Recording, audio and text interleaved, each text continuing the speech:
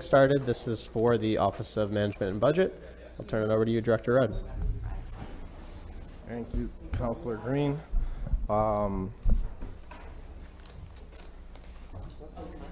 So the budget office is tiny but mighty, and I guess I just want to thank my staff. And you probably don't all know my staff too well, but Julie is the Deputy Director for Management and Budget. How long have you been with us, Julie? 3 years. Julie's awesome. She makes a lot of the stuff happen. I can't say everything because everyone else is awesome too. So we got Mary Yaley, who is a longtime city employee, who's like the queen of all the reports. So like making this stuff churn out numbers, which is not super easy. She's the one that makes all that happen. And then she also manages a bunch of fun to manage departments and helps them. So during the course of the year, we kind of set the budget, and then it's the staff that's, for the most part, helping people to do what they need to do in their department. So maybe abolishing a position to create a different position, just helping them manage their own money, because they're able to largely move money around within their department. Stacey Jennis, she was a budget analyst, and now she's the Deputy Director for Procurement, which is a new position. And we have her old position is vacant at the moment, but we've hired essentially a Maxwell MPA who's going to start in July, who's accepted the position, which will be really great. And then, so Stacey kind of moves from the division of budget to the division of purchase, and purchase has one other employee, Sarah Eaton. And then we have Teresa Mowers, who I don't think came up, who is our admin, who was previously split. She kind of helps with all things mayor's office, so she's really one of the main people producing the letters that go into the council agenda and doing all the back and forth between the department head, the budget office, the clerk's office, which can often be a lot of back and forth. So she's really great at all that. Her position was split with API. This year she's going to be in budget only, and API, that they get their half of that for themselves. One other thing I would say is that we've had the same team for the whole past year and a half, which I think is really rare in the city to not have lost anybody. And I think that's huge and speaks to how everybody here is really great at their job and makes my job much easier, and all get along with each other. So at a time where a lot of people are saying, oh, it's really hard to find the right people, there's one department at least that is doing okay on that front. And yourself on the back. Good for you. And even like promoting within, it's really great to be able to promote within and know people are able to do the job and really familiar with everything. So yeah, I did this last year, but I would even thank Mary Voster because she hired them all. So shout out to Mary Voster for having an awesome team. Thanks, Mary. Otherwise, so that's the main change, is just the creation of the one assistant procurement director, which there's a bunch of stuff that Nico talked a little bit about that he applied for and received $1 million for procurement innovation. So we'll be helping with all of that over the next year with the Bloomberg folks. Is that the shared position you mentioned? No. So the shared position is not going to, basically that shared position, we're each respectively going to have the position now. So it's not really a shared, but the truth of the matter is Teresa is going to end up doing, she's kind of a team player for the mayor's office. So she, in practice, does. She gets pulled into lots of other areas as well, so.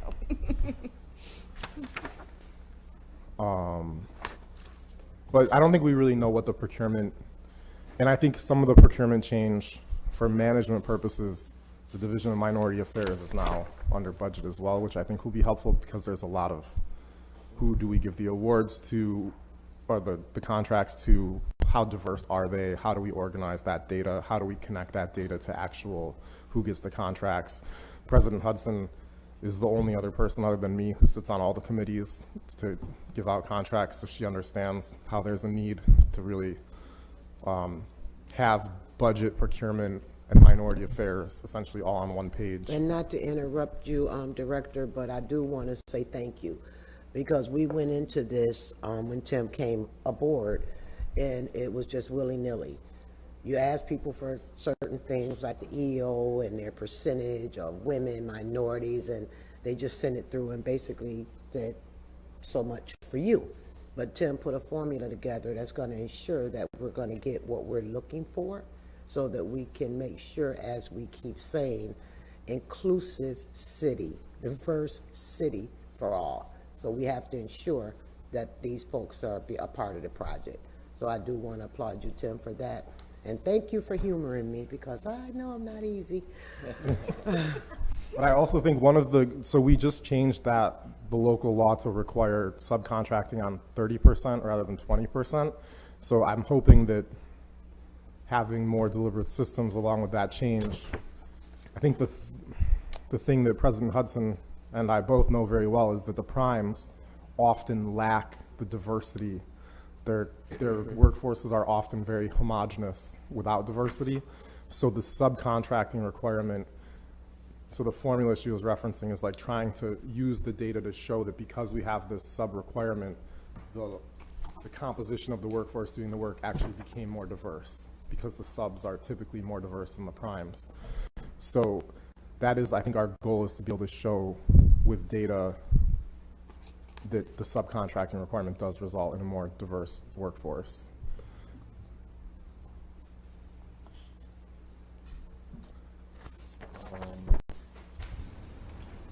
Otherwise, the main activity is, this budget is the main activity. So this is like the crunch time. There's no overtime in the budget office, but definitely the staff does what they need to get it done. And they didn't have to set off the security alarm, the motion detector alarm, but they only didn't because they didn't want to. So they left, I think, just before. Or they crawled out on the floor. So I would just can't applaud them enough. What's your training line? What's going on there? Honestly, I want Julie to be able to take a class at the Maxwell School on public budgeting, but we haven't signed it all up or whatever yet, but that would be the goal. I mean, we talked about it, but I don't think she would have expected me to answer that plainly.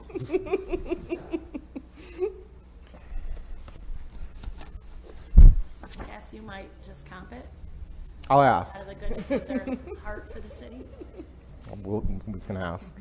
So are you happy in your job? Very happy. Okay, so if you go to the Maxwell School, are you going to stay in your job? Oh, yes. I don't Well, I'm not paying for the whole Maxwell program. I wanted to take the public budgeting class, but maybe it would get her to go get the full MPA. We need to sign a 5-year agreement.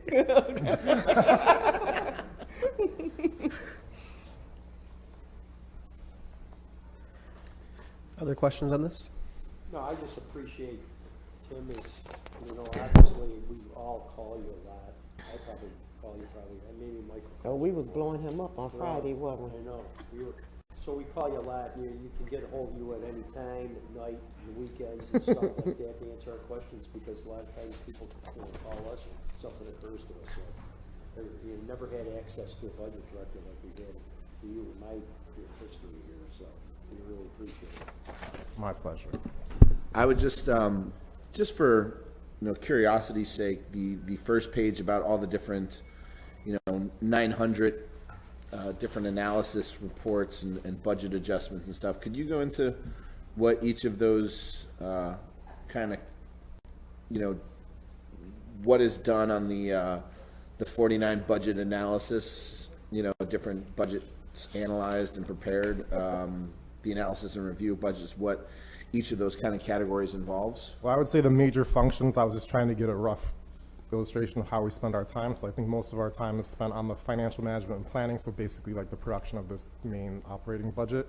And then management and productivity, like actually going back and forth with departments on their performance, I would say is much less the task, and probably happens on a more, we have these activity indicators for each department, but they're largely separate of like OKRs that are being used for a lot of like internal management purposes.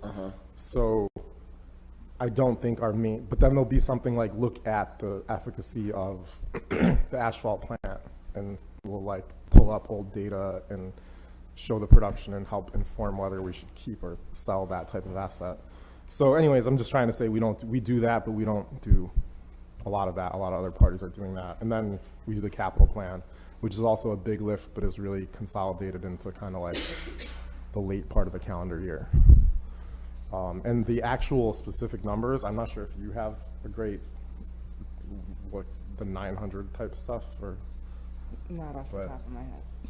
speaks to probably the inertia of activity indicators from one year to the next.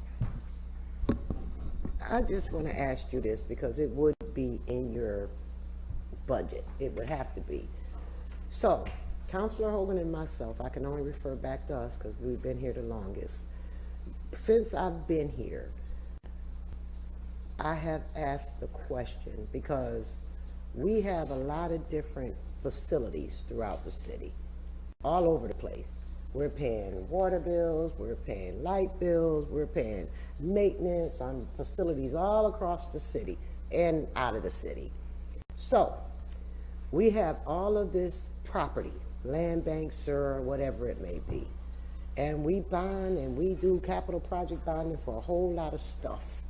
So why can't we, and I'm not gonna stop, I've been saying it for how many years? Why can't we build one big facility to where everybody will be under one roof? I know that we're talking a big expenditure, but we're paying out a lot of money anyway. So I'm gonna keep bringing that up.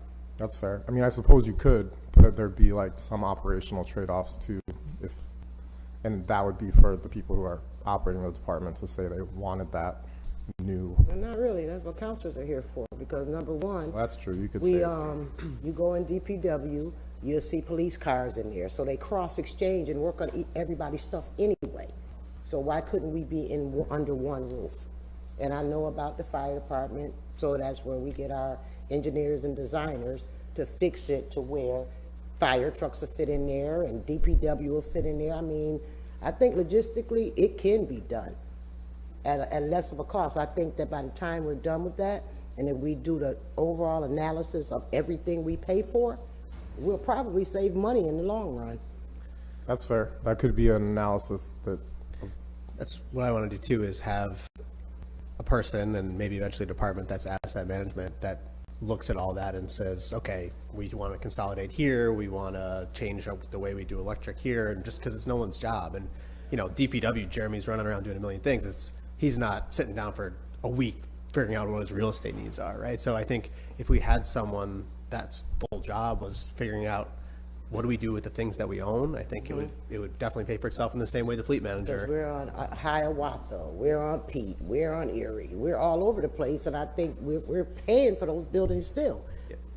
Well, didn't we just approve funds for engineering to do that building assessment to see where we are and the cost to repair? So that might be a good place to start. So, But there's duplication, to your point, right, that we could be Right. more efficient with it. right, so that's all, and I'm gonna keep bringing it up till I leave. You got 3 more years of this. Then you'll just pass the baton, it's fine. And a lot of that stuff takes time, right? Like there is the asset disposition working group, and for like 3 years now, we've been working toward selling what we can. And it for takes instance, more time when it's City no Hall one's job to do it. Commons. Right, Yeah, right. exactly. So it's shared. So I do think there'll probably be some movement on that stuff this year. With this year meaning kind of like within a year of today, but I mean, some of the It's stuff all just slower. doesn't make sense. I mean, like, somebody, like, the business community, getting permits, coming downtown to get permits and things like that, it's just with the parking situation and all that, I mean, just jams up the whole works, you know, as far as, I know you were a proponent of selling City Hall Commons for a long time, when you're on the council, you know. I mean, I would think, especially that whole, anytime the public has to come down, having someplace where people can park their cars is a good thing. So, For sure. Any other questions on this budget? Okay, we'll call it out. Thank you very much. Thank you, Budget Department.